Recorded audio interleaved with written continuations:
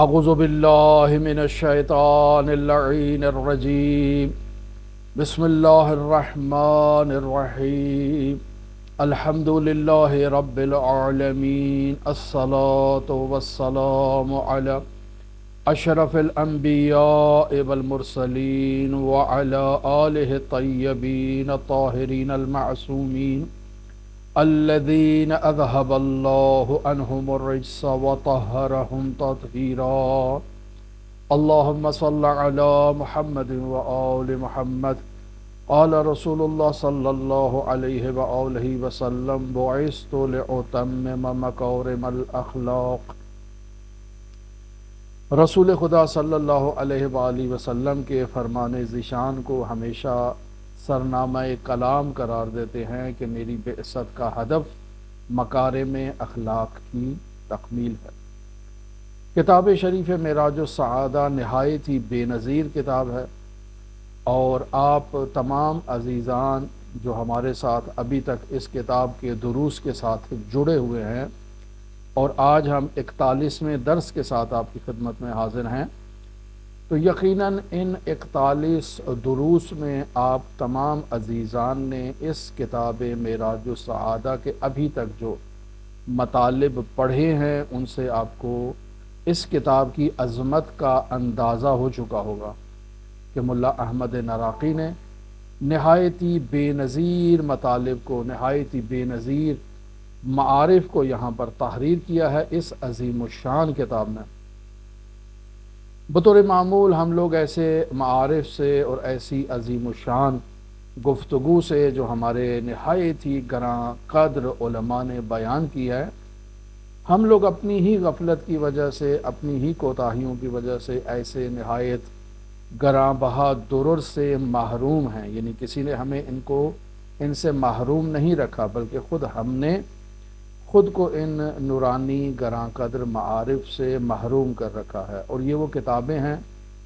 کہ جو در حقیقت استاد کے پاس پڑھی جانے والی ہیں. بس اوقات انسان ممکن ہے زبان کو سمجھتا ہو، مثلا کسی کو فارسی زبان آتی ہو اور وہ اس کتاب کا ترجمہ کر سکے، لیکن پھر بھی یہ کتاب استاد کے پاس اگر پڑھی جائے تو یقیناً اس کتاب سے وہ نہایت ہی گراں بہا درر اور پوشیدہ نکات جو ایک استاد ماہر اور حاذق ہی بیان کر سکتا ہے، وہ ہمارے مطالعے میں ہمارے سامنے نہیں آ سکتا. لیکن جب ہم اساتید حاذق سے محروم ہیں اور ایسا کوئی گراں بہا استاد ہمارے پاس نہیں ہے، تو ہم آپس میں مل بیٹھ کر اس کتاب کو پڑھنے کی کوشش کر رہے ہیں تاکہ اس کتاب کے نہایت ہی اہم درر اور مطالب سے کچھ گراں بہا چیزیں ہمارے نصیب ہو جائیں. اور یقیناً بہت سی اہم چیزیں ایسی ہیں کہ جو اس کتاب میں موجود ہیں، ملا احمد نراقی نے بیان کی ہیں، لیکن ہم انہیں سمجھنے سے عاجز ہیں اور انہیں بیان کرنے سے بھی قاصر ہیں، اور انہیں بیان نہیں کر سکتے چونکہ حالات و اقتضاء اس بات کی اجازت نہیں دیتے ہیں. لہٰذا انہی مطالب میں سے آج ایک مطلب جو ہے وہ آپ کی خدمت میں بیان ہوگا، بحث اتحاد عاقل و معقول کے عنوان سے. ایک مختصر سا اشارہ اس موضوع پر کرنے سے پہلے جو ہے وہ گزشتہ مطلب کی آپ کی خدمت میں یاد دہانی کروائی جائے کہ ہماری گفتگو یقین کے موضوع پر تھی، اور ہم نے بیان کیا کہ یقین جب انسان کو حاصل ہوتا ہے تو صاحب یقین کی جو زندگی میں 3 نمایاں اور ممتاز آثار اس یقین کی بدولت ایجاد ہوتے ہیں. پہلا اثر یہ ہوتا ہے کہ صاحب یقین اپنے تمام تر معاملات اللہ کے سپرد کر دیتا ہے، اور اللہ کے علاوہ کسی اور سے خوف زدہ نہیں ہے. اس دنیا میں جتنی موجودات ہیں، جتنے انسان ہیں جن سے انسان کا سروکار اور انسان کا واسطہ پڑتا رہتا ہے، لیکن انسان اللہ کے علاوہ کسی سے خوف زدہ نہیں ہے. اس کی نمایاں اور ممتاز مثال آج کے دور میں آپ جمہوریہ اسلامی ایران کے مؤمنین کو دیکھ سکتے ہیں اور ان کے مجاہدین کو دیکھ سکتے ہیں کہ جو اللہ کے علاوہ اور کسی سے خوف زدہ نہیں ہے. اور آج بھی ایرانی عوام جو ہے وہ سڑکوں پر موجود ہوتی ہے رات بھر، اور اپنے اقدار کا، اپنے اعتقادات کا دفاع کرنے کے لیے میدان میں موجود ہوتی ہے. صرف اللہ سے خوف ہے. میزائل آتا ہے، کوئی اگر حملہ ہوتا ہے جو قدیم جنگ کے زمانے میں ہوتے تھے، لیکن یہ لوگ متفرق نہیں ہوتے تھے، وہاں پر موجود رہتے تھے، ثابت قدم رہتے تھے، انہیں اللہ پر یقین تھا کہ اگر اس دنیا سے رخصتی ہو جائے اور انسان کے بدن سے اس کی روح پرواز کر جائے اور انسان کی موت واقعہ ہو جائے، تب بھی انسان کامیاب ہے، انسان خسارے میں نہیں ہے، جو بعض لوگ ہمارے معاشرے میں اسے خسارہ تصور کرتے ہیں کہ انسان مر گئے، کتنے انسان مر گئے، 1000 انسان مر گئے، اتنا نقصان ہو گیا، اتنا خسارہ ہو گیا۔ نہیں، وہ لوگ اللہ کے جو عقیدہ تھا ان پر، اس پہ وہ ثابت قدم رہے اور آگے اللہ کی بارگاہ میں سرخرو ہوئے۔ اور جو افراد اس وقت موجود ہیں وہ اپنا امتحان دے رہے ہیں اپنی ثابت قدمی کا، اپنی پائے مردی کا۔ لہٰذا جو اللہ پر یقین رکھتا ہے وہ اپنے معاملات میں صرف اللہ پر اعتماد کرتا ہے اور کسی سے خوف زدہ نہیں ہوتا، یہ ایرانیوں نے ثابت کر دیا ہے۔ دوسرا نقطہ جسے بیان کیا وہ یہ ہے کہ صاحب یقین انسان نہایت ہی عاجزی اور نہایت ہی انکساری کے ساتھ اپنی زندگی کے تمام لمحات میں اللہ کی عبادت میں مصروف رہتا ہے۔ یقینی بات ہے کہ یہ بھی نقطہ آپ کی خدمت میں بیان کیا کہ جب صاحب یقین کی عبادت کا ذکر ہوتا ہے کہ وہ اپنے تمام اوقات میں 24 گھنٹوں میں اللہ کی عبادت میں لگا رہتا ہے، تو یہ منافات نہیں رکھتا کہ انسان کاروبار کرے، تجارت کرے، سیاست کرے، انسان جو ہے وہ اپنے گھر والوں کے ساتھ اپنا وقت گزارے، گھر کی سیٹنگ میں، گھر کی ڈیزائننگ میں، دنیا کے جو دوسرے معاملات ہیں اس میں اپنا وقت گزارے، یہ منافات نہیں رکھتا اللہ کی عبادت کے ساتھ۔ یعنی انسان مومن اپنے تمام روزمرہ زندگی کے معاملات کو اللہ کی اطاعت اور اللہ کی فرمانبرداری اور اللہ کی عبادت کی غرض سے قربتاً الی اللہ انجام دیتا ہے۔ گھر کے کام کر رہا ہے، صفائی کر رہا ہے، بازار سے سودا صرف لا رہا ہے، لیکن اللہ کے تقرب کے لیے یہ سب کام انجام پا رہے ہیں۔ اور تیسرا اثر جو صاحب یقین کا اس کے وجود پر پڑتا ہے وہ یہ ہے کہ وہ اپنے یقین کے اعلی مرتبے کی بدولت مستجاب الدعا ہو جاتا ہے، صاحب کرامت ہو جاتا ہے، اس کی دعائیں قبول ہوتی ہیں۔ کسی کے حق میں دعا کرے یا اپنے حق میں دعا کرے، اللہ اس کی دعا کو نہیں ٹھکراتا۔ وہ اگر کہے کہ ہو جا تو اللہ اسے صاحب کن کا مالک بناتا ہے اور وہ چیز ہو جاتی ہے۔ یہ صاحب یقین کے یقین کا اثر ہے۔ لہٰذا جب صاحب یقین کی بات کریں تو پھر یقین کے درجات ہیں۔ پہلا درجہ جو ہے وہ علم الیقین کا ہے کہ انسان جو ہے وہ یقین کے ابھی ابتدائی مرحلے پر ہے، برہان اور دلائل کے ذریعے سے انسان یقین کی ایک کیفیت تک پہنچتا ہے، لیکن یہ ابتدائی زینہ ہے انسان کے یقین کا۔ دوسرے یقین کا مرتبہ عین الیقین ہے کہ انسان اپنی آنکھ سے جا کر جو ہے وہ حقائق کو مشاہدہ کرتا ہے۔ اب یہ انسان ظاہری آنکھ سے بھی حقائق کو مشاہدہ کر سکتا ہے اور باطنی آنکھ سے بھی انسان حقائق کو مشاہدہ کر سکتا ہے۔ اور تیسرا یقین کا مرتبہ جو ہے وہ حق الیقین ہے کہ انسان خود اس یقین کے میدان میں، وسط میں، سینٹر میں موجود ہے اور انسان کے جو یقین میں ذرہ بھر بھی تزلزل ایجاد نہیں ہوتا۔ لہذا صاحب یقین کے یقین کی ان کیفیات کو جب بیان کیا ملا احمد نراقی نے، تو اس آخری کیفیت کو جو بیان کیا کہ انسان حق الیقین کے مرتبے پر فائز ہو جاتا ہے، جس کی کل مثال یوں تھی کہ انسان آگ کے بیچ میں بیٹھ کر آگ کو محسوس کرتا ہے، آگ کی تپش میں اور آگ کی حرارت میں اس کا بدن جل رہا ہے اور وہ اس آگ کے اندر بیٹھ کر اس آگ کے وجود پر یقین کا اظہار کر رہا ہے اور حق الیقین کے مرتبے پر اب وہ شخص فائز ہے۔ لیکن یہاں ملا احمد نراقی نے حق الیقین میں اتحاد عاقل و معقول کا ذکر کیا کہ انسان عاقل اور وہ معقول چیز جسے انسان تعقل کرتا ہے، جو چیز انسان کے ذہن میں آتی ہے، تو یہ عاقل اور وہ معقول آپس میں معنوی رابطہ جو ہے وہ قائم کرتے ہیں، متحد ہو جاتے ہیں۔ ایک جان ہو جاتے ہیں، ایک حقیقت بن جاتے ہیں۔ یہ ہے حق الیقین کی مثال، یا عالم و معلوم کا آپس میں متحد ہو جانا، جسے اتحاد عالم و معلوم کہا جاتا ہے۔ عزیزان محترم، ملا احمد نراقی نے صرف کلمہ اتحاد عاقل و معقول کو یہاں ذکر کیا اور پھر اس کی تفصیل یہاں بیان نہیں کیا۔ یہ در واقع فلسفہ اسلامی میں البتہ پہلے بھی یہ بحث موجود تھی، ایسا نہیں ہے کہ فلسفہ اسلامی سے پہلے یہ بحث نہیں تھی، نہیں، پہلے بھی یہ بحث اتحاد عاقل و معقول کی موجود تھی، لیکن فلسفہ اسلامی نے اس بحث کو نہایت ہی عمدہ انداز میں اس کی اسلامی حقیقت کو بیان کیا۔ در حقیقت یہ بحث خداوند متعال سے متعلق ہے کہ اللہ عالم ہے تو ایک معلوم بھی ہے کہ جس کی بابت اللہ کو علم ہے، تو وہ اللہ کا علم اور وہ معلوم آپس میں ان کا کیا رابطہ ہے؟ تو وہاں پر قدیم فلاسفہ اس نتیجے پر پہنچے تھے کہ وہاں پر بھی اللہ کا علم چونکہ اس کا عین ذات ہے تو وہ معلوم اس کی ذات سے باہر نہیں ہے، اس کا غیر نہیں ہے۔ اب وہ معلوم کون ہو سکتا ہے؟ وہ آپ بھی ہیں، وہ میں بھی ہوں، یہ جگ ہے، یہ گلاس ہے، یہ کائنات ہے،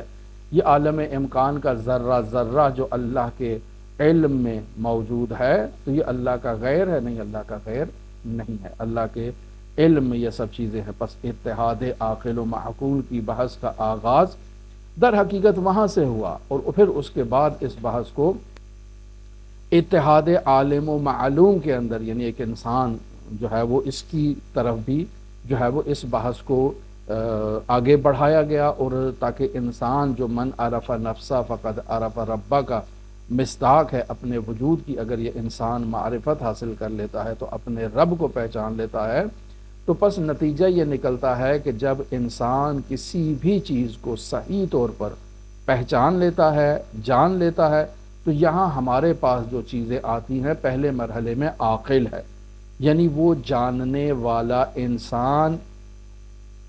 یا انسان کے عقل کہ جو کسی چیز کو تعقل کر رہی ہے، کسی چیز کو جان رہی ہے، کوئی چیز اس انسان کے عقل کے اندر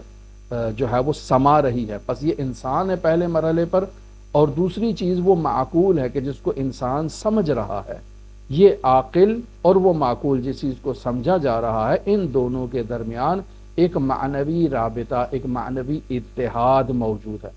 لہذا مرحوم صدر المتعلحین، جسے ملا صدرہ بھی کہتے ہیں، ملا صدرہ شیرازی بھی کہتے ہیں، صدر الدین شیرازی بھی کہتے ہیں، فلاسفہ شیعہ میں ایک نہایت ہی نامدار شخصیت، ایک نہایت ہی جلیل القدر شخصیت ہے۔ وہ بیان کرتے ہیں کہ یہ جو معقول ہے کہ جسے انسان نے تعقل کیا ہے، جو انسان کی عقل میں آئی ہے، اس معقول کی صورت عقل میں اس طرح سے آ جاتی ہے اور اس طرح سے موجود ہوتی ہے کہ عقل، یہ جو انسان جو تعقل کر رہا ہے، جو عاقل ہے، اس عاقل کے اندر وہ علمی صورت جو معقول کی صورت میں ہے، اس عاقل اور اس معقول کے درمیان ایک وجودی وحدت ایجاد ہو جاتی ہے اور یکجا ہو جاتے ہیں۔ جیسے وہ مثال دی کہ وہ انسان آگ کے اندر بیٹھا ہوا ہے، اب پہلے وہ آگ پر علم الیقین تھا، اس کے بعد عین الیقین کے مرحلے پر پہنچا ہے، لیکن اب وہ خود آگ کے اندر کود پڑا ہے، وسط میں موجود ہے، اب آگ کا وجود اور اس انسان کا وجود یکجا ہو چکا ہے، اب یہ آگ کو اپنے جسم کے ذرے ذرے سے محسوس کر رہا ہے اور اس آگ کی حقیقت کو یہ بہتر جان رہا ہے۔ یہ عالم خارج کی ہم مثال دی ہے، لیکن اس کا جو اصل مورد ہے وہ انسان کے خود اندر ہے، انسان کے خود باطن میں ہے، کہ ایک دفعہ انسان ان حقائق کو، ان موجودات کو اور ان چیزوں کو جو درک کرتا ہے تو یہ انسان کے وجود میں آتی ہیں، اور انسان عاقل جو تعقل کر رہا ہے وہ انسان عاقل اور یہ تمام معقولات جنہیں وہ درک کر رہا ہے، ان کے ساتھ عاقل ایک جان ہو جاتا ہے، ایک حقیقت ہو جاتا ہے۔ یہ ہے بحث اتحاد عاقل و معقول کی، کہ انسان کا ان حقائق کے ساتھ، ان تصاویر کے ساتھ، ان موجودات کے ساتھ جنہیں وہ درک کر رہا ہے، انسان کا ان کے ساتھ وجودی رابطہ قائم ہو جائے۔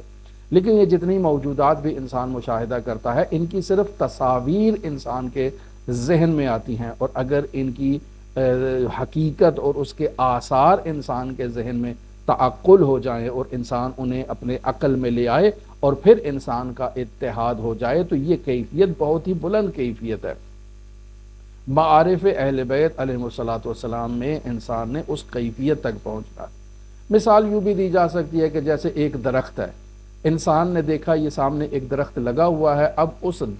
درخت کی تصویر کو انسان کے وجود نے اس کی ایک تصویر کھینچی اور اپنے اندر جو ہے نا وہ انسان کا ذہن اس کو لے گیا۔ وہ مادی درخت باہر ہی موجود ہے، اس کے پتے ہوا سے لہلہا رہے ہیں اور نشو و نما پا رہے ہیں، اس کے پھل جو ہیں وہ درخت کے سے نیچے گر رہے ہیں اور چڑیاں اس کے اوپر جو ہے وہ چہچہا رہی ہیں، یہ سب کچھ باہر موجود ہے۔ اور اسی تمام فلم کو انسان کا ذہن جو ہے وہ مختلف تصاویر کی صورت میں اپنے اندر لے جائے۔ اب انسان کے وجود میں اس درخت کی یہ تمام حالات جو ہیں وہ مختلف تصاویر کی صورت میں موجود ہیں اور انسان کے وجود کے ساتھ یکجا ہو چکی ہیں، لہٰذا اس کیفیت کو اتحاد عاقل و معقول کی کیفیت کہا جاتا ہے، ایک سادہ سی مثال کے تحت۔ وگرنہ اس بحث کے اندر عزیزان محترم بہت سے ایسے حقائق موجود ہیں جو انسان بسا اوقات اپنی عقل کے ذریعے سے ان حقائق کو درک نہیں کر سکتا، انسان کی عقل عاجز ہے ان حقائق کو درک کرنے کے لیے، لہٰذا ان حقائق کو درک کرنے کے لیے انسان کو طہارت باطنی کی ضرورت ہے، لہٰذا یہ علمی اصطلاحات ہیں۔ ہر علم سے متعلق کچھ علمی اصطلاحات ہیں، کچھ حقائق ہیں۔ یہ جو میں نے ایک حقیقت آپ کو بیان کی اتحاد عاقل و معقول کی، یہ ایک فلسفے کی اصطلاح ہے، اور فلسفہ بھی جو ہے وہ فلسفہ اسلامی جسے ہمارے حکماء نے اہل بیت علیہ الصلوۃ والسلام کی تعلیمات کے نتیجے میں جو ہے وہ اب اسلامی کیا ہے، یہ ان حکماء کی جو ہے وہ اصطلاحات ہے۔ لہٰذا اگر میں ان کو یوں بیان کروں، آپ ان کو یوں سنیں، ممکن ہے اس حقیقت تک نہ پہنچے، لیکن جب تک ہم اس فلسفے کی بحث کو دقیق نہیں پڑھیں گے، دقیق نہیں سمجھیں گے، یہ باتیں ہمارے لیے واضح نہیں ہوں گی، اور ممکن ہے دقیق پڑھنے اور سمجھنے کے بعد بھی ہمارے لیے واضح نہ ہو، تو پھر یہاں پر انسان کا مرحلہ آتا ہے کہ وہ ان دشوار اور سخت مراحل سے عبور کرنے کے لیے ریاضت کرے۔ اب یہی کلمہ ریاضت جو ہے وہ ہمارے معاشرے میں اس کا نیگیٹو معنی بہت زیادہ لیا جاتا ہے، لیکن ہم اس کے نیگیٹو معنی کی طرف اصلاً نہ تو توجہ ہے اور نہ ہی اس کو بیان کرنا چاہتے ہیں، چونکہ اس کا ہمارے سے کوئی تعلق ہی نہیں ہے کہ ہم منفی چیزوں کو یہاں پر جو ہے وہ آپ کی خدمت میں بیان کریں۔ لہٰذا ایک مومن جب ریاضت کی بات کرتا ہے تو اس کے نزدیک ریاضت کا پازیٹیو معنی ہوتا ہے۔ وہ جو جوہال صوفی ریاضتیں کرتے ہیں، وہ جو ہندو ریاضتیں کرتے ہیں، ان ریاضتوں سے ہمارا کوئی تعلق نہیں ہے، لہٰذا جب بھی ریاضت کا کلمہ بیان کیا جائے گا تو وہ اہل بیت کی سیرت و تعلیمات کے مطابق بیان کیا جائے گا۔ لہٰذا انسان کو، جیسے کل یہ چیزیں بیان ہوئی آپ کی خدمت میں، کہ ان باتوں کو سمجھنے کے لیے، ان حقائق کو سمجھنے کے لیے انسان کو ریاضت کی ضرورت ہے۔ انسان کو جو ہے وہ عادات و رسوم جو معاشرے میں رائج ہیں اور انسان خود کو ان عادات و رسوم کا عادی کر لیتا ہے، ان عادات و رسوم کو اپنے وجود سے جڑ سے اکھاڑنے کی ضرورت ہے۔ یہ جو کہا جاتا ہے شہوت کو جڑ سے اکھاڑنے کی ضرورت ہے، اس کا یہ مطلب نہیں ہے کہ انسان جو ہے وہ اس کا ایک نیگیٹو معنی لے لے، انسان اپنی جو ہے وہ مردانہ قوت یا زنانہ صلاحیت جو ہے وہ اس کو جا کر اس کا قلع خما کرے، نہیں، یہ نیگیٹو چیز ہے۔ پازیٹیو چیز یہی ہے کہ انسان اللہ کی اطاعت میں اپنی خواہشات کو لے کر آئے، یہ ہے شہوت کو جڑ سے اکھاڑنے کا مطلب۔ یعنی اب انسان اپنے نفس کا پجاری نہیں ہے، اب انسان اپنے نفس کا غلام نہیں ہے، اب انسان جو ہے وہ اللہ کا مطیع اور اللہ کا فرمان بردار ہے، اہل بیت کا مطیع اور اہل بیت کا فرمان بردار ہے، لہٰذا جو انہوں نے کہا اس پر یہ عمل کرتا ہے۔ اور اس کی مثال کیا بنتی ہے؟ وَمَا آتَاكُمُ الرَّسُولُ فَخُذُوهُ، جو میرا رسول آپ کو دے دیتا ہے اس کو لے لو، وَمَا نَهَاكُمْ، اور جس سے آپ کو روکتا ہے فَانْتَهُوا، اس سے رک جاؤ۔ یہ ہے انسان مطیع کی مثال، یہ ہے انسان ایسے انسان کی جس نے عادات و رسومات کو ترک کیا ہے، جس نے شہوت کو ترک کر دیا ہے۔ اب یہ صرف اس چیز پر عمل پیرا ہے جو اللہ نے کہا ہے، جو اللہ کے حبیب نے کہا ہے، اور ہر اس چیز سے دوری اختیار کیے ہوئے ہے، بیزاری اختیار کیے ہوئے ہے جسے اللہ اور اس کے رسول نے کہا ہے۔ پس یہ شہوت اس میں موجود ہے، لیکن وہ شہوت اب تابع ہو چکی ہے اللہ کے قوانین کے، اب وہ اسلام سے منافات نہیں رکھتی ہے، اب وہ مذموم نہیں ہے، اب وہ نیگیٹو نہیں ہے، اور یہ انسان اپنے آپ کو عالم طبیعت اور عالم ناسوت کی گندگی سے پاکیزہ کرے، لذات سے خود کو منقطع کرے۔ کون سی لذات سے؟ وہ لذات جو الہی تعلیمات کے برخلاف ہیں، اللہ کی تعلیمات کے مطابق نہیں ہیں، ان سے خود کو منقطع کرے۔ اب جب منقطع کرے گا تو اب حقائق کو مشاہدہ کرے گا۔ یہاں ملا احمد عراقی نے کچھ اشعار بیان کیے ہیں، یہ بھی عزیزان محترم آپ کی خدمت میں بیان کرتے چلیں، چونکہ میں بارہا اپنی گفتگو میں یہ باتیں بیان کرتا ہوں کہ در حقیقت ہمارے لیے محسوسات کو درک کرنا بہت آسان ہے، جس چیز کو میں حواس کے ذریعے سے درک کر سکتا ہوں، لیکن یہ نہایتی گراں بہا عقلی بحثوں کو سمجھنا، یہ انسان بس اوقات ان چیزوں کو ایسے نہیں سمجھ سکتا ہے۔ لہٰذا ہمارے علماء نے اور جو کہیں کہ صوفیہ کے جو بڑے بڑے جو اہل دانش افراد تھے، انہوں نے اپنے معارف کو منتقل کرنے کے لیے بس اوقات ایسے الفاظ کا سہارا لیا ہے، ایسے کلمات کا، ایسی اصطلاحات کا سہارا لیا ہے کہ جو لوگوں کے ذہنوں کو حقیقت سے نزدیک کرنے کے لیے کفایت کرتے ہیں، لیکن بعد میں جب لوگوں نے ان چیزوں کو سنا یا ان چیزوں کو پڑھا تو اس سے نیگیٹو معنی لیا۔ ہمارے معاشرے میں جس قدر یہ عشق مجازی کے اشعار، قصے، کہانیاں اور واقعات بیان کیے جاتے ہیں، مثلا لیلا مجنوں کا قصہ بہت زیادہ بیان کیا جاتا ہے، تو ہمارے ہاں اس سے عشق مجازی لیا جاتا ہے کہ ایک عورت تھی اور ایک مرد تھا اور ان کے درمیان ایک عشق کی کیفیت ہوئی، اور یہ کیفیات، تو اس کو اگر ایک عارف بیان کر رہا ہے یا ایک معلم اخلاق بیان کر رہا ہے تو وہ اس کو جو ہے وہ ایک مرد اور ایک عورت کے زاویے میں بیان تو کر رہا ہے، لیکن اس کا مقصد یہ نہیں ہے، بلکہ وہ اپنے رب محبوب حقیقی حضرت پروردگار کی طرف آپ کو متوجہ کروانے کے لیے ایک ادنا مثال دے رہا ہے، چونکہ اس ادنا مثال کو ہم لوگ اچھی طرح سے سمجھتے ہیں اور اس ادنا مثال کے ذریعے سے ہم حقیقت تک جلدی پہنچ سکتے ہیں۔ لہٰذا یہاں پر بھی کچھ مثالیں انہوں نے جو اشعار کی صورت میں دی ہیں وہ بھی لیلا مجنوں کے قصے سے متعلق ہے۔ مثلا بیان کرتے ہیں کہ لیلا کے گھر کے راستے میں کس قدر خطرات موجود ہے۔ انسان جب اپنے محبوب کی گھر کی طرف جاتا ہے تو راستے میں بہت سے پہرے ہیں، بہت سے خطرے موجود ہیں۔ اسی طرح انسان کا محبوب حقیقی کون ہے؟ حضرت حق متعال ہے۔ جب انسان اللہ کے گھر کی طرف جاتا ہے، یعنی اللہ کی طرف سفر کرتا ہے، تو راستے میں مختلف قسم کے جنی و انسی شیاطین انسان کا راستہ روکتے ہیں۔ پس لیلا کے گھر کی طرف جا رہا ہے انسان، تو یہاں انسان عادی اور عام انسان، لیلا سے مراد ایک خاتون لے گا، لیکن یہاں ان کی مراد لیلا سے ایک خاتون نہیں ہے، بلکہ حضرت حق متعال ہے کہ انسان جب اس کے گھر کی طرف متوجہ ہوتا ہے اور وہاں جاتا ہے اور اللہ کی عبادت کرنا چاہتا ہے تو مختلف قسم کے جنی و انسی شیاطین انسان کا راستہ روکتے ہیں۔ اس لیلا کے گھر میں جانے کے لیے ممکن ہے اس کے بھائی ہوں، اس کے پہرے دار ہوں، اس کے محافظ ہوں، پولیس کی سیکیورٹی ہو، یا کچھ بھی ہو سکتا ہے۔ فرماتے ہیں اس راستے پر چلنے کی پہلی شرط کیا ہے کہ انسان مجنون ہو، یعنی انسان دیوانہ ہو جائے۔ انسان دیوانہ بہتر انداز میں اپنے جو محبوب حقیقی ہے اس کے عشق میں جو دیوانہ ہوا ہے وہ اس کو بہتر انداز میں درک کر سکتا ہے، بہتر انداز میں اس کو پہچان سکتا ہے، وہ تعقلات کی وادی سے مافوق ہو جاتا ہے اس کا محبوب۔ لہٰذا یہ ایک، پھر دوسرا فرماتے ہیں آلودہ اجنبی آنکھ سے کیسے لیلا کے رخسار کو دیکھ سکتے ہو، یعنی ایک انسان کی آنکھ جو ہے وہ گناہ سے آلود ہے، تو وہ کیسے گناہ آلود آنکھ جو ہے وہ خداوند متعال کو کیسے مشاہدہ کر سکتی ہے۔ یہاں یقینی بات ہے کہ جو افراد اس کو عشق مجازی میں لے جائیں گے وہ اس کو ایک خاتون کے معنی میں لیں گے، جبکہ یہ اس معنی میں نہیں ہے۔ پھر فرماتے ہیں کہ جبکہ ابھی تک تم نے اپنی آنکھوں کو آنسوؤں کے سیلاب سے نہیں دھویا ہے، بس اگر کوئی جمال حقیقی رب الارباب کا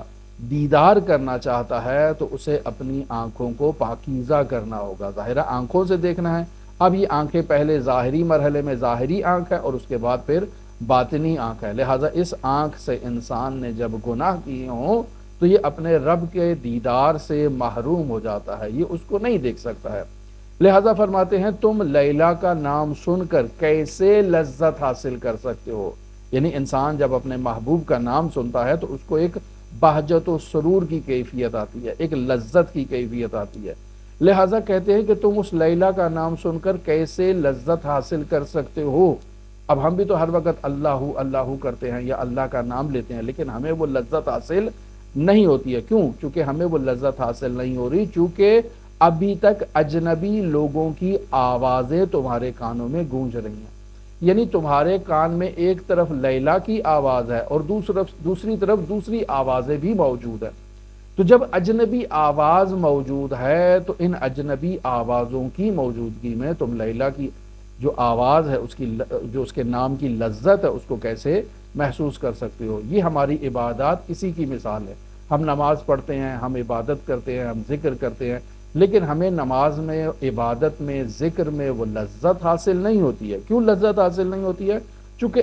ابھی ہماری جو کان ہیں ان میں دوسری آوازیں موجود ہیں، دوسرے یعنی خاطرات اور دوسرے خیالات موجود ہیں جو ہمیں ہمارے محبوب سے دور کر رہے ہیں۔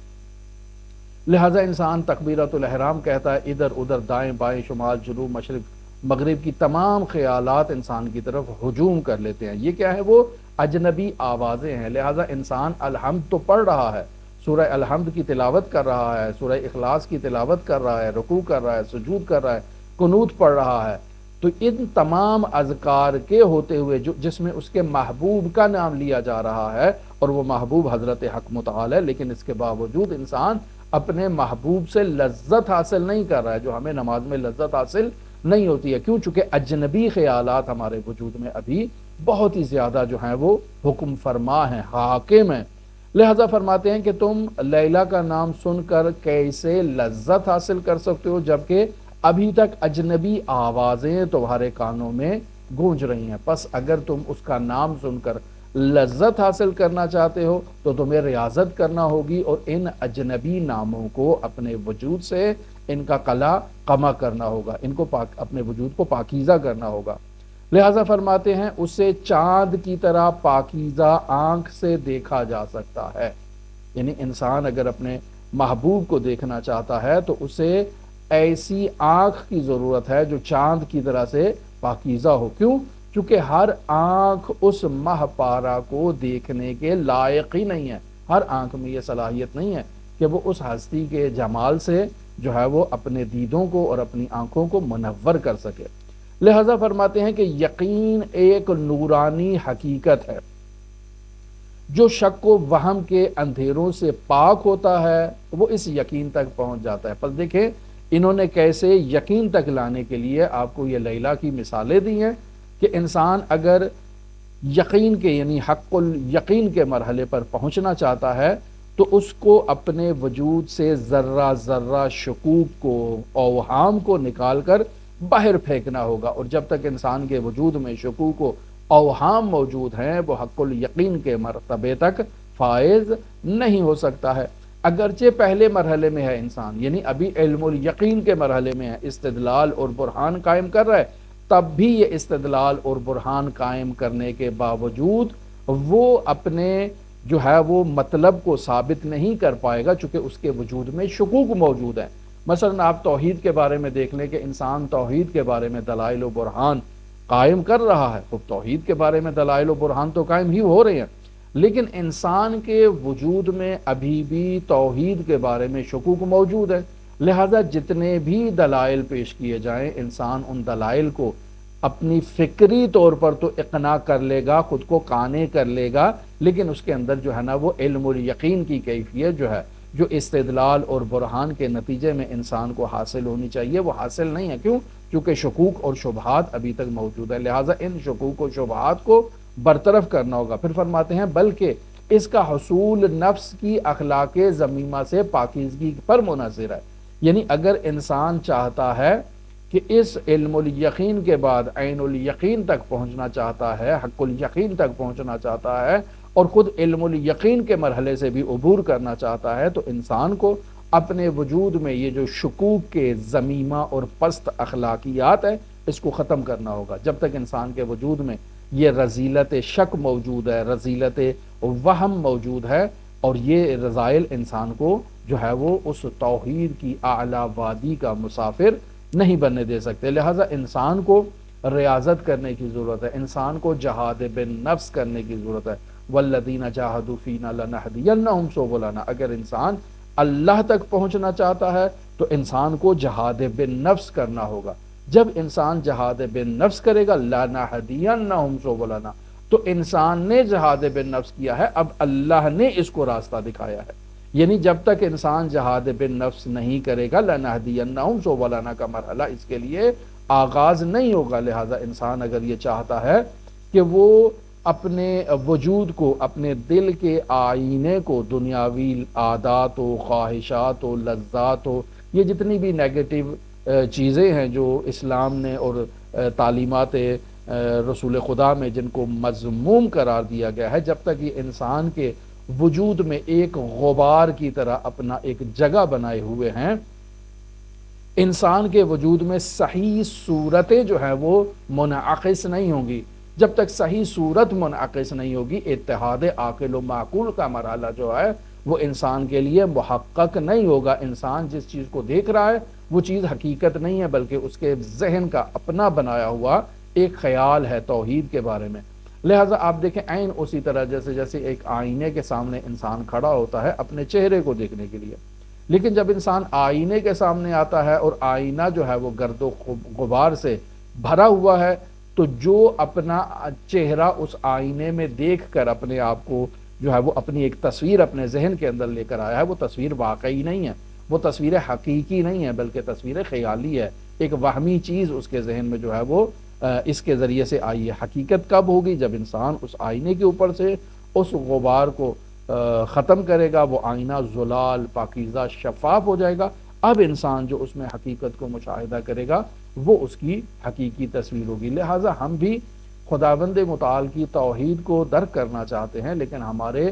وجود میں جو ہے وہ دنیاوی لذات موجود ہیں، مذموم شہوات موجود ہیں، اوہام موجود ہیں، شکوک موجود ہیں۔ اب جو اس حالت میں توحید کی صورت ہماری وجود میں آئے گی، یہ توحید ہماری اپنی ایجاد کردہ ہے، اپنا خیالی خدا ہے، اور ہم اکثر اپنے خیالی خدا کی عبادت میں اپنی زندگی کو گزارتے ہیں۔ حقیقی خدا کی تو ہم عبادت کرتے ہی نہیں ہیں۔ کیوں؟ چونکہ اس حقیقی خدا کی تصویر تو ابھی تک ہمارے ذہنوں میں منعکس ہی نہیں ہوئی ہے۔ اتحاد عاقل و معقول کا ابھی تک مرحلہ جو ہے وہ پہنچا ہی نہیں ہے۔ کیوں؟ چونکہ ابھی تک ہم علم الیقین کے مرحلے سے درست طرح سے عبور نہیں کر پائے ہیں۔ جب علم الیقین کا مرحلہ طے نہیں کیا تو عین الیقین کے مرحلے میں کیسے آئیں گے؟ عین الیقین کا مرحلہ طے نہیں کیا تو حق الیقین کے مرحلے تک کیسے آئیں گے؟ لہٰذا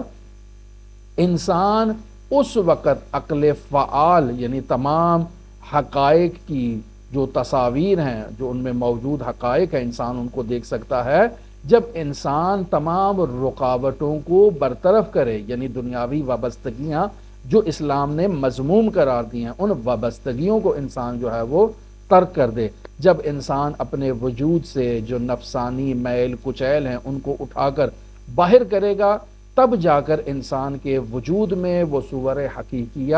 جو ہے وہ اپنا نقش بنائیں گی، تب جا کر انسان جو ہے وہ درست صحیح توحید کا تصور جو ہے وہ اپنے ذہن میں لے کر آئے گا۔ اور بطور معمول ہم لوگ جو توحید کا تصور اپنے ذہنوں میں لے کر آتے ہیں، یہ ہمارے اپنے بنائے ہوئے خدا ہیں جن کی ہم عبادت کر رہے ہیں۔ بس اگر نفس کی یہ آلودگیاں جو ہیں وہ اور یہ جو گناہ ہیں، یہ جب تک انسان کے دل پر موجود ہیں، انسان اپنی فطرت سلیمہ کی طرف نہیں لوٹ سکتا ہے۔ جب انسان فطرت سلیمہ کی طرف نہیں لوٹے گا تو عالم ملکوت اور حقائق غیبی کو نہیں پہچان سکے گا، کیوں؟ چونکہ ابھی تک وہ آلودہ ہے۔ لہٰذا خداوند متعال نے انسان کو دوسری مخلوقات پر فضیلت دی ہے اسی انتخاب کی وجہ سے کہ انسان کو خداوند متعال نے اپنی امانت کا اہل قرار دیا ہے۔ یعنی خداوند متعال نے انسان کو یہ قوتیں، قوت عاقلہ، غضبیہ، وہمیہ، شہویہ، یہ قوتیں انسان کو دی ہیں، اور انسان کو یہ کہا ہے کہ اے انسان، تو اپنی قوت عاقلہ کو ہمیشہ اپنی روح کا وزیر قرار دے تاکہ تیرا مملکت بدن جو ہے وہ اعتدال کے اوپر جو ہے وہ گامزن ہو۔ اگر تو نے ایسا قرار دیا تو تیرا بدن جو ہے وہ اس کمال کی طرف اور میری طرف جو ہے وہ گامزن ہوگا اور پہنچے گا۔ لیکن اگر تو نے اپنے بدن کی حکومت میں عقل کو مغلوب کر دیا، شہوت کے مغلوب کر دیا، غضب کے مغلوب کر دیا، وہم کے، تو کامیاب نہیں ہو سکتا۔ پس اللہ نے انسان کو یہ تمام صلاحیتیں دینے کے بعد انسان کو اختیار دیا ہے، یہی اختیار کی طاقت ہے انسان کے پاس۔ لہذا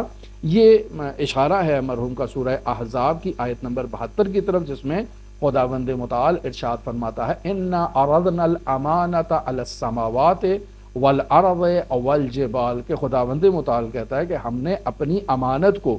یہ امانت کیا ہے؟ یہ معرفت ہے، ہم نے اپنی امانت کو آسمانوں کے اوپر پیش کیا، زمین کے اوپر پیش کیا، پہاڑوں کے اوپر پیش کیا، یعنی اللہ تبارک و تعالی نے یہ ذمہ داری دینے کی کوشش کی کہ یہ معرفت جس کے نتیجے میں انسان مکلف ہوتا ہے، صاحب تکلیف ہوتا ہے، تو یہ کون اس جو ہے وہ یہ صاحب تکلیف کے مرحلے تک پہنچ سکتا ہے؟ ظاہری بات ہے آسمانوں، زمینوں، پہاڑوں، جبال، ان میں وہ صلاحیت ہی نہیں ہے، چونکہ خداوند متعال نے انہیں جو ہے وہ اشرف و موجودات قرار نہیں دیا ہے۔ لہٰذا ان لوگوں نے اپنی جو وجودی نقص ہے اس کی بنیاد پر اس امانت کو قبول کرنے سے انکار کیا۔ کیوں؟ چونکہ ان میں وہ صلاحیت ہی نہیں ہے، ان میں معرفت کی صلاحیت ہی موجود نہیں ہے، ان میں عقل و شعور وہ موجود نہیں ہے۔ لہٰذا انہوں نے اپنے وجودی زبان سے انکار کیا کہ بھی ہمارے اندر تو وہ صلاحیت ہی نہیں ہے۔ لہٰذا خداوند متعال فرما رہا ہے فَأَبَيْنَا، انہوں نے انکار کیا، أَن يَحْمِلَنَهَا، یعنی یہ اس کو قبول کریں، وَأَشْفَقْنَا مِنْهَا، اور اس کی جو سنگینی ہے اس امانت کی، اس سے خوف زدہ ہو گئے کہ ہم اس امانت کو اٹھانے کی اندر ہمارے صلاحیت ہی موجود نہیں ہے، فاقد شے ہیں۔ جب فاقد شے ہیں تو کیسے یہ اس امانت کو تحمل کرنے کی اور اٹھانے کی صلاحیت رکھتے ہیں؟ لہٰذا وَحَمَلَهَا الْإِنسان، یعنی انسان نے اس امانت کو اٹھا لیا ہے۔ إِنَّهُ كَانَ ظَلُومًا جَهُولًا، یہ انسان ظلوماً جہولا کا مصداق ہے، یعنی اس انسان میں ایسے افراد موجود ہیں کہ جو اس امانت کو اٹھانے کی صلاحیت کے باوجود یہ اپنی عقل کو مغلوب کر دیتے ہیں، شہوت کے مغلوب کر دیتے ہیں، غضب کے مغلوب کر دیتے ہیں، وہم کے۔ پس یہ ظلوماً جہولا کا مصداق انسان ہے جو اپنے اس وظائف الہیہ پر جو ہے وہ عمل نہیں کر پا رہا ہے۔ لہٰذا آگے رسول خدا صلی اللہ علیہ وآلہ وسلم کا فرمان ذیشان بیان کر رہے ہیں کہ دل کی جو ہے وہ اخلاقی آلودگیوں کی طرف جو ہے وہ اس فرمان میں اشارہ کیا گیا ہے۔ کیا ہے اس فرمان؟ لولا ان الشیاطین یحومون علی قلوب بنی آدم، کہ اگر یہ شیاطین بنی آدم کے دلوں کے اطراف میں منڈلاتے نہیں، اگر اس کا احاطہ نہ کر کیا ہوتا انہوں نے، اور یہ شیطان اپنا راستہ چھوڑ دیتے اور بنی آدم کے قلوب کو پاک و پاکیزہ رہنے دیتے، آلودہ نہ کرتے، لَنَظَرُوا إِلَى مَلَكُوتِ السَّمَاوَاتِ وَالْأَرْضِ، تو وہ آسمان و زمین میں موجود ملکوت کو مشاہدہ کرتے۔ اب ان کی دید جو ہے وہ دید نورانی ہو چکی ہے، اب ان کی دید کے آگے کوئی رکاوٹ موجود نہیں ہے، ایسی رکاوٹ جو انہیں عالم ملکوت کی طرف جو ہے وہ پرواز کرنے سے یا ملکوتی بننے سے ان کا راستہ نہیں روک رہی ہے۔ لہٰذا اگر یہ شیاطین جو ہے وہ انسان کے دل کے اطراف میں اپنا گھیرا ختم کر دیں تو یہ حقائق کے عالم کو یہ انسان واضح اور شفاف انداز میں مشاہدہ کرے گا، ایسے شفاف انداز میں مشاہدہ کرے گا کہ اگر اس کے آگے سے پردے ہٹا بھی دیے جائیں تو اس کے اعتقاد میں اور اس کے یقین میں ذرہ بھر بھی تبدیلی ایجاد نہیں ہوگی۔ اسی طرح سے جناب خاتم الانبیاء کی دوسری ایک روایت ہے کہ جو دنیاوی تعلقات اور عادات اور آثار کو ان کی طرف جو ہے وہ اشارہ کر رہی ہے۔ یہ بحار الانوار جلد نمبر 70 ہے، صفحہ نمبر 59 ہے، حدیث نمبر 39 ہے کہ ارشاد ہوتا ہے، پہلے بھی بیان کر چکا ہوں، کل مولود یولد علی الفطرہ، کہ ہر مولود اور ہر بچہ جو ہے وہ فطرت سلیم پر پیدا ہوتا ہے، فطرت الہیہ پر پیدا ہوتا ہے، فطرت اسلام پر پیدا ہوتا ہے۔ فَأَبَوَاهُ يُحَوِّدَانِ أَوْ يُنَصِّرَانِ أَوْ يُمَجِّسَانِ، کہ اس کے والدین ہیں جو اسے یہودی بنا دیتے ہیں، اسے نصرانی بنا دیتے ہیں یا اسے مجوسی بنا دیتے ہیں۔ یعنی بیان یہ ہونا چاہ رہا ہے کہ انسان کی خلقت میں ابتدائی فطرت میں پاکیزگی موجود ہے، اس میں کسی قسم کی آلودگی نہیں ہے۔ یہ انسان جب دنیا میں آتا ہے تو طیب و طاہر ہے، پاکیزہ ہے، لہٰذا انہی جو ہے وہ دلائل کی روشنی میں کہتے ہیں کہ انسان جو ہے وہ پاکیزہ ہے، انسان جو ہے وہ آغاز ہی سے انسان جو ہے وہ پاکیزہ ہے اور انسان جو ہے وہ نجس نہیں ہوتا ہے۔ لہٰذا یہ ماحول ہے جو انسان کو نجس بنا دیتا ہے، یہ عادتیں اور رسومات ہیں جو انسان کو نجس بنا دیتی ہیں، یہ انسان کی تربیت ہے کہ جو اسے اس کی فطرت سے دور کر دیتی ہے۔ پس اللہ نے انسان کو اس دنیا میں پاکیزہ بھیجا ہے، یہ انسان پاک ہے ہر قسم کے شرک سے، ہر قسم کی گندگی سے، ہر قسم کی آلودگی سے۔ یہ بچہ ابھی پاک ہے، یہ بالکل جو ہے نا وہ فطرت اسلام پر موجود ہے، لیکن جیسے ہی وہ آتا ہے تربیت میں والدین کی، عزیز و اقارب کی، ماحول کی، معاشرے کی، تو وہ اسے اس پاکیزہ فطرت سے دور کر دیتے ہیں، یہ انسان آلودہ ہو جاتا ہے۔ پس یہ حقیقت انسان پر پوشیدہ نہیں ہونی چاہیے کہ جس قدر یہ انسان پاکیزگی اختیار کرے گا، حقائق کو اور اسرار الہیہ کو قبول کرنے کی لیاقت، صلاحیت اور توانائی اس انسان کے اندر ایجاد ہو جائے گی اور خداوند متعال کی معرفت حاصل کرنے کے قابل ہو جائے گا، خداوند متعال کی عظمت کو پہچاننے کے قابل ہو جائے گا، خداوند متعال کی صفات جلال و جمال کو درک کرنے کے یہ انسان اب قابل ہو چکا ہے، کیوں؟ چونکہ اب اس نے اپنے آپ کو اپنی فطرت کی طرف واپس پلٹایا ہے، اب یہ ملکوت کو مشاہدہ کر سکتا ہے، اب یہ حق الیقین کے مرحلے تک پہنچ سکتا ہے۔ لہٰذا اسی قدر انسان کی دنیا اور آخرت کی سعادت کے لیے جو ہے وہ اس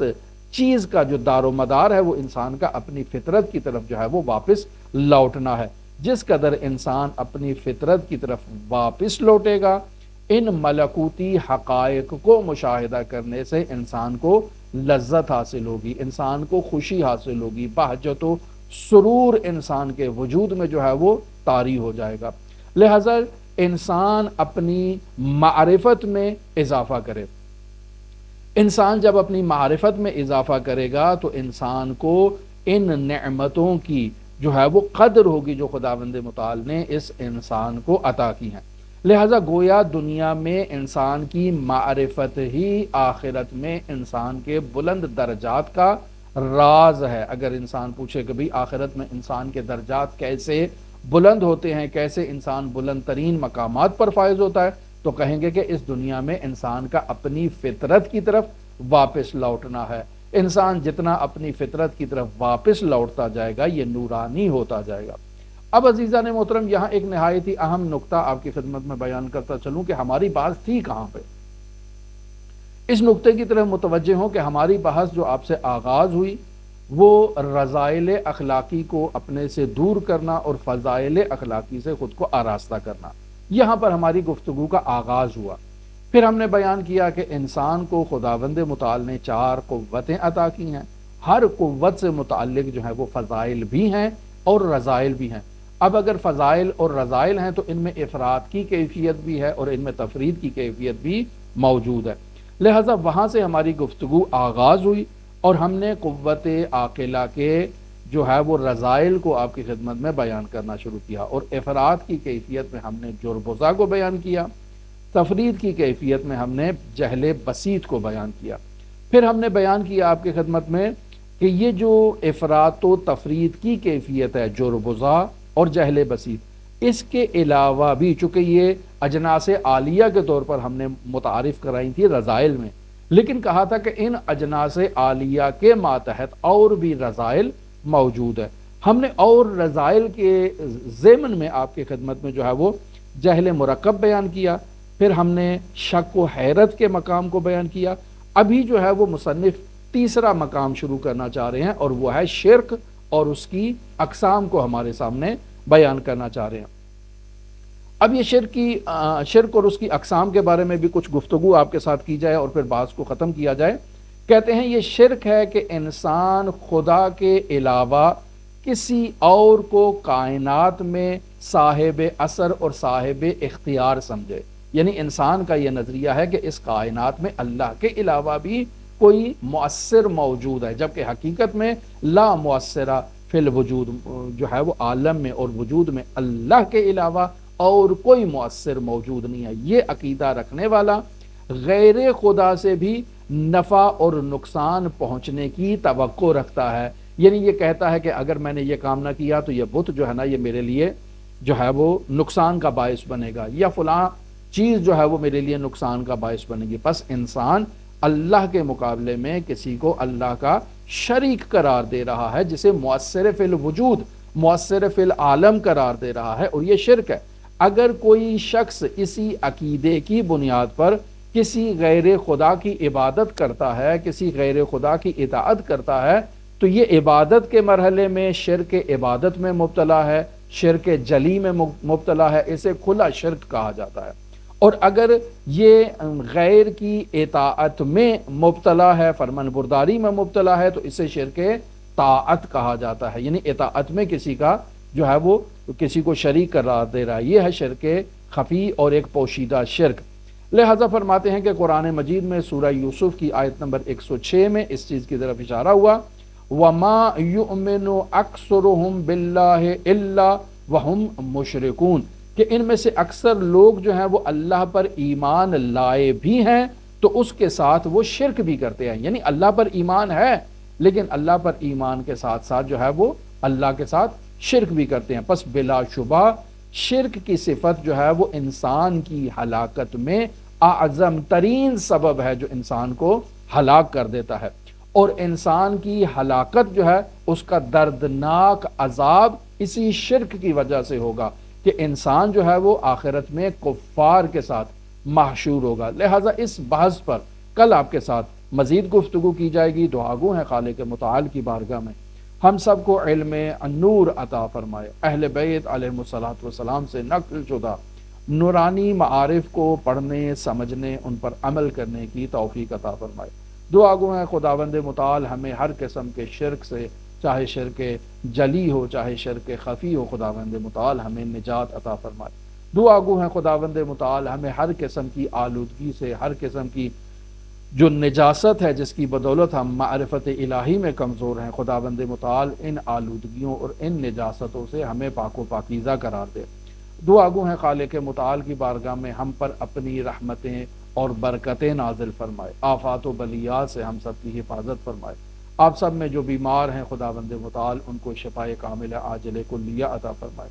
جو مشکلات میں ہیں خداوند متعال ان کی مشکلات کا خاتمہ فرمائے، جو پریشان حال ہیں خداوند متعال ان کی پریشانی کو دور فرمائے، جو اپنے بچوں کی تعلیم کے لیے، شادی کے لیے اور اولاد کے لیے پریشان ہیں خداوند متعال ان کی ہر قسم کی اس پریشانی سے انہیں نجات عطا فرمائے۔ دعا گو ہیں خداوند متعال ہمارے ذوی الحقوق ہمارے مرحومین کو جوار رحمت میں جگہ عطا فرمائے، ہم سب پر اپنی رحمتیں برکتیں نازل فرمائے، امام زمان کے ظہور میں تعجیل فرمائے، ہمیں حضرت کے اصحاب و آوان و انصار کی فہرست میں شمار فرمائے۔ اللہم صلی علی محمد و آل محمد وعجل فرج قائم آل محمد۔